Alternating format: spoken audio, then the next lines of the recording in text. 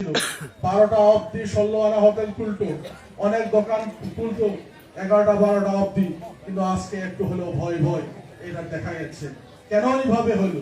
সবাই তার জন্য চাইছে যে ফির যেন আমাদের ইউপিপিএল এর যে দল, সেই দল যেন শক্তিশালী হোক। এই দলের এমএলএ যেন জিতে, বিটিসি সমস্ত সারা বিটিসিতে যে 15টার যে সমষ্টি আছে, সেই 15টা সমষ্টি থাকে অধিক সংখ্যক যাতে এমএলএ জিততে পারে। কেননা এই ইউপিপিএল যে দল, এই দল শান্তিকামী দল। এই দল শান্তি আনার জন্য অনেক কিছু কাজ করেছিল, এই কাজগুলো আধুরা হয়ে গেছে। 5 বছর যথেষ্ট না।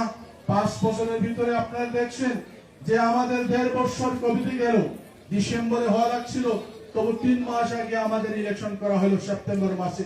কাজে যদি দেখা যায় এখানে 3 বছরের একটু বেশি কাজ করার সুবিধা পাইছে আমাদের প্রমোদ বড় সাহেব, আমাদের ইউপিপিএল দল। 3.5 বছর যথেষ্ট না। পরিকল্পনা ছিল বিটিআর অঞ্চলে বসবাস করা যে 26টা জাতি জনগোষ্ঠী আছে, 35 লক্ষ মানুষকে আগে নিয়ে যাওয়ার একটা পরিকল্পনা। সেই পরিকল্পনা বাস্তব রূপ দেওয়ার জন্য এইবার একটা সুযোগ আপনার কাছে আছে।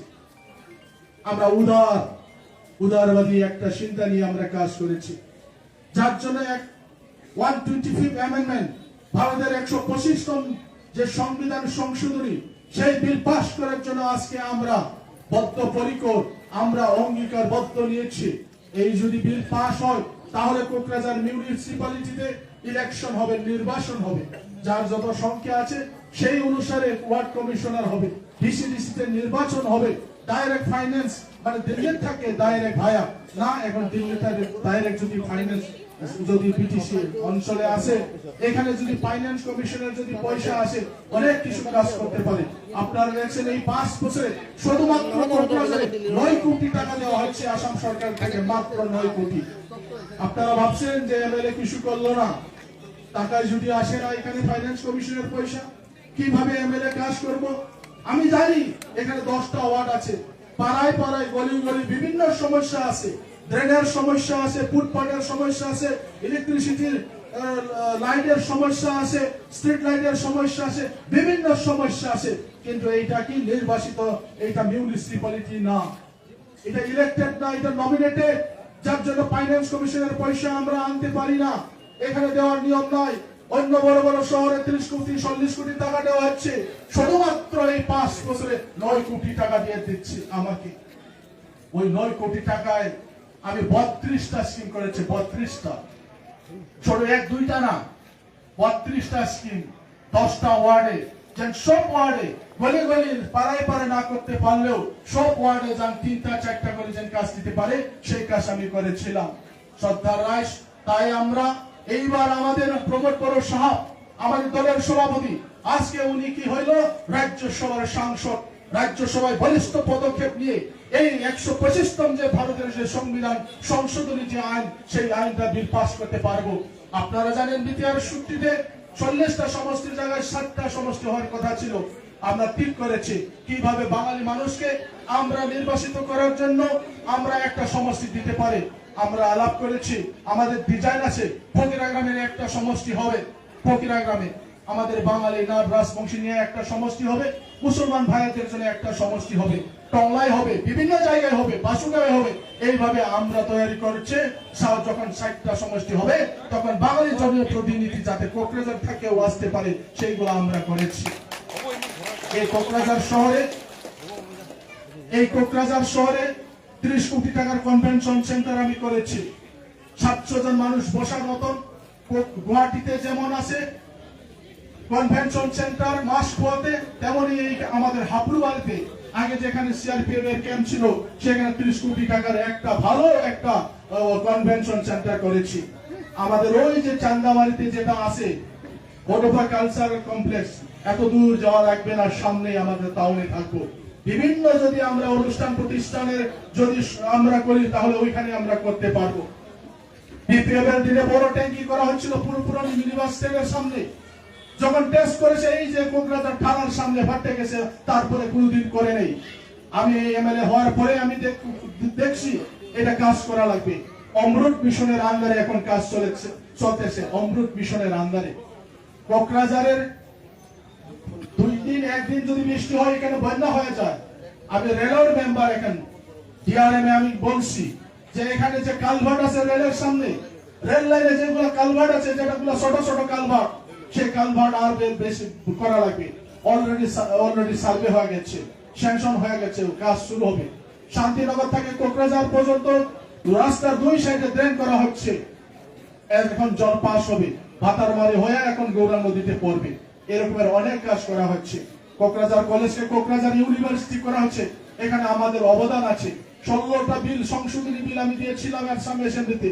সব 16টা বিল শিক্ষামন্ত্রী, আসামের মুখ্যমন্ত্রী সব গ্রহণ করেছে। আজকে সুন্দরভাবে কোকরাঝার ইউনিভার্সিটি হয়ে গেছে। আর অনেক কিছু কাজ করেছে আমি। ইন্টিগ্রেটেড ডিসি অফিস অলরেডি চন্দ্রপাড়ায় মাটি অ্যালটমেন্ট দেওয়া হয়েছে 20 বিঘা, 5 বিঘা জমি দেওয়া হয়েছে সার্কিট হাউসের জন্য। জেলকে আমি শিফটিং করব, মাটি দেওয়া হচ্ছে আলায়ারুন আশ্রমের সামনে 40 বিঘা। যখন জেল শিফটিং করব ওখানে একটা ভালো সুন্দর কোকরাঝারের বিউটিফিকেশনের জন্য পার্ক করা হবে, আর বয়স্ক লোকের জন্য ওখানে ওয়াকিং জোন করা হবে। আমার একটা ডিজাইন আছে। সাংবাদিকরা যখন শিউলি মহিলাকে জিজ্ঞাসা করেছে আপনার এজেন্ডা কি, উনি বলছে সাংবাদিক বন্ধুদেরকে আমাদের কি এজেন্ডা থাকবো, এজেন্ডা তো থাকে পাবলিকের। আরে বাবা, কিরকম এমএলএ এটা? যদি কোনো এজেন্ডা থাকে না, কোনো মিশন ভিশন থাকে না, তাহলে কি কিসের জন্য এমএলএ? কিসের জন্য এমএলএ? উনাকে কি লাগে? পাবলিকের জন্য কাজ করব না? পাবলিকের জন্য উনি বলছে সপ্তাহে আমি একদিন পাবলিকের লোক করব। কি চাই উনি? একটা পোস্ট, একটা সম্মান, একটা বড় পোস্ট। আমি এমএলএ, আমার স্বামী বিটিসির চিফ, আর আমি এমএলএ। ওই বাড়িতে আপনারা যেতে পারবেন যে বাড়িতে দরজা খোলা থাকে না। একটাই বাড়ি চিফ, একটাই বাড়ি যদি এমএলএ হয়, সেইখানে যাওয়া সম্ভব না, এটা অসম্ভব হয়ে যাবে। আজ ভালো যে কোকরাঝার শহরে এই বিষয় নিয়ে অনেক আলাপ আলোচনা করেছে। মানুষেরা বুঝছে কি রকমের একটা ক্ষমতা পরিয়াল কেন্দ্রিক এইভাবে একটা ক্ষমতা দখল করার জন্য আজকে হাগ্রামা মহিলারি সাহেব এইভাবে একটা রণনীতি তৈরি করছে। কেউ পছন্দ করে না। কোকরাঝার শহরে অনেক পার্টির মানুষ, নাম বলতে চাই না, কেউ এখন খুশি না। কি রকমের একটা অ্যালায়েন্স হলো, অ্যালায়েন্সের বন্ধুরাও খুশি না। আজকে এইভাবে চলেছে। প্রমিলা রানী ব্রহ্ম বলছিলেন শেষবারের জন্য আমি এই নির্বাচনে প্রতিদ্বন্দ্বিতা করব। একজন ভেটারান লিডার, মন্ত্রী ছিল, ক্যাবিনেট মন্ত্রী তিনবারের। উনাকে বলা হইল দরখাস্ত দাও, সঙ্গে ফিস 2 লাখ, পরে দিলই না। পলিসি করা হইলো, পলিটিক্স করা হইলো, দলের মানুষকে বলতে দিল প্রমিলা রানী বুড়ি হয়ে গেছে, কাজ করতে পারে না, আগেও হারছে, এইবারও হারবো, ওকে লাগে না, শিউলি মহিলারকে লাগে। ডিমান্ড আসলো পলিটিক্স করে। এখন উনি নারাজ, উনি দুঃখিত আছে। আমরা জিতবো, ভয় করবেন না। আমি যখন নির্বাচনে আগে খেলছিলাম তখন আমাদের কোকরাঝার সমষ্টির 4 দিকে বিপিএম এর এমসিএলএ ছিল।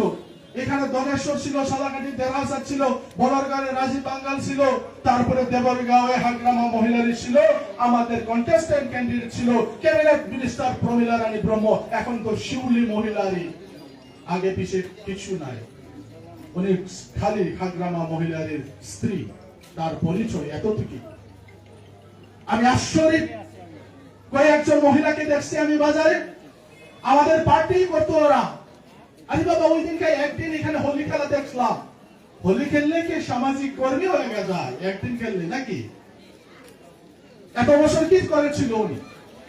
এমআরএ কত গরিব মানুষকে চিকিৎসা দেওয়া হয় আপনারা জিজ্ঞেস করেন। ওনার পাইলার ইংলিশ মিডিয়াম স্কুলে কত কত গরিব মানুষকে ফ্রিতে পড়ায়, কত ছেলেমেয়ে ফ্রিতে পড়তে পারছে জিজ্ঞেস করেন আপনারা। ওনাদের রেস্টুরেন্টে, ওনাদের হোটেলে কত গরিব মানুষকে ডেইলি বিনা পয়সায় ফ্রি খাওয়ায় আপনারা জিজ্ঞাসা করেন। আজকে এই আসামে 126টা যে সমষ্টি আছে, এই 126টা সমষ্টির ভিতরে সবচেয়ে বেশি ধনী মানুষ, সবচেয়ে বেশি ধনী পার্টি হলো শিউলি মহিলারি, যার 37টা ব্যাংক অ্যাকাউন্ট আছে। আমার আছে না, আপনার আছে 37টা? কয়টা আছে? আমার 2টা আছে। আপনারও মনে হয় 2-3টা থাকবো। 37টা আছে ওনার। 150 কোটির মালিক। আজকে কি লাগে? তাকে একটা পোস্ট লাগে, এমএলএ এর পোস্ট। মানুষের সেবার জন্য তিনি আসে নাই। ওর কথাই যে বলতে ওর কথাই ধরতে পারি। উনি বলছে আমাদের কি এজেন্ডা থাকবো, এজেন্ডা তো পাবলিকের থাকা লাগে, এজেন্ডা থাকবো পাবলিকের, আমি সপ্তাহে একদিন লোড করব, এটাই হলো ওনার এজেন্ডা। আর আমি বেশি বলতে চাই না, আপনারা জানেন গত 5 বছরে আমি কি করেছি।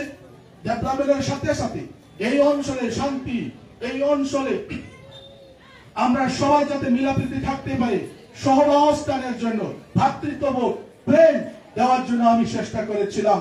আমাদের দলের নেতা প্রমোদ বড়, আমাদের বিটিআর এর প্রাক্তন চিফ, উনার যে দৃষ্টি, উনার যে লক্ষ্য, উনার যে উদ্দেশ্য, তার সাথে হাত মিলে আমি কাজ করেছি। বন্ধুগণ, আপনাদের সবাইকে আমি অনুরোধ করব, আগামী 9 তারিখে আপনারা খুব সুস্থভাবে একটা সিদ্ধান্ত নেবেন। টাকা পয়সা বাহুবল আছে, এইগুলা কিছু না। মূল্যবান ভোট আমি কাকে দিব, যেন পরে এমএলএর বাড়িতে যেন ঢুকতে পাই না, সেটা আপনারা চিন্তা করবেন। এই অনুরোধ রাখে সবাইকে আমি ধন্যবাদ দিচ্ছি আজকে আমাদের কথা শোনার জন্য। আজকে যে আপনারা এখানে আসছেন তার জন্য ধন্যবাদ। গত 5 বছরে আপনাদের আশা আকাঙ্ক্ষা সেটা আমি সম্পূর্ণভাবে পূরণ করতে পারি নাই। সীমিত বাজেট, এমএলএ একজনের, সেই সীমিত বাজেটে আমি কাজ করার জন্য চেষ্টা করেছিলাম। আমার সঙ্গে কোকরাঝার সমষ্টিতে, কোকরাঝার মহকুমায় আমার সরকার থাকা সত্ত্বেও একজনও আমার সাথে ইএম ছিল না, জিএম ছিল না, আমি একাই ছিলাম। 1,96,000 ভোটার ছিল আমার, একদম সরলপাড়া থেকে বড়ুয়াপাড়া গৌরাং ব্রিজ পর্যন্ত। কিন্তু এইবার পারবো কেন? কেননা এইবার আমাদের ছোট একটা সমষ্টি, আমার সমষ্টির ভোটার মাত্র 1,44,000। নারাবাড়ি পড়ে না, এখন নারাবাড়ি গার্লস কলেজেই পড়ে না। 10 নম্বর ওয়ার্ড শেষ মানে আমার সমষ্টি শেষ। মাগুরমারি পড়ে না, সার্কেট হাউসেই শেষ বলা যায়। বনরগাঁও পড়ে না, মাগুরমারি পড়ে না, পাটগাঁওয়ে শেষ। এইদিকে কেন্দ্রাবিলও পড়ে না। একটা শত সমষ্টি 1,44,000। ওর জন্য আমি আশা করেছি এবার অনেক কিছু কাজ করতে পারবো। আপনাদের সবার সহায় সহযোগিতা আমি কামনা করছি। 9 তারিখে যেন আপনারা ট্র্যাক্টরের ছবিতে যেন বুটাম টিপে আমাকে জয়যুক্ত করার যেন সহায় করে, সবাইকে অনুরোধ করে নমস্কার জানাই আমার বক্তব্য শেষ করছি। ধন্যবাদ।